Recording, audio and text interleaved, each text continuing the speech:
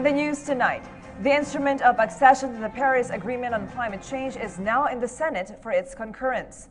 President Rodrigo Duterte earlier signed the instrument of accession following the concurrence from 33 government agencies that are members of the Climate Change Commission Advisory Board. The president previously said that he would not sign the Paris Agreement over concerns on how small countries could access the common fund. Duterte later agreed to it after his cabinet members unanimously voted for its ratification. Added details from Sweden, Velado.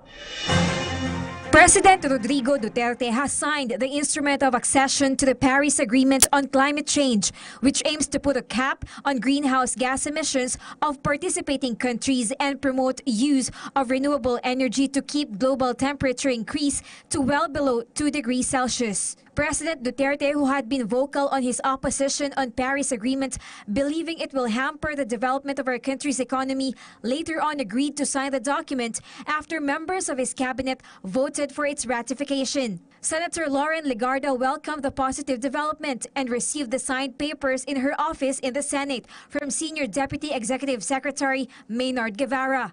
I'd like to thank the President for joining us in the call for climate justice, for feeling for the millions of climate refugees.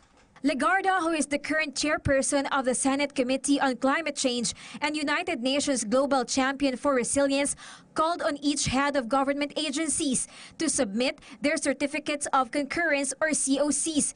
She also spoke to the economic team of President Duterte to ensure ratification of the Paris Agreement. A subcommittee to be led by Senator Legarda under the Senate Committee on Foreign Relations may be formed to focus on issues about the Philippines' efforts to address climate change. I hope that before Earth Day on April 25, we would have concurred in the ratification, so the whole process would have been completed.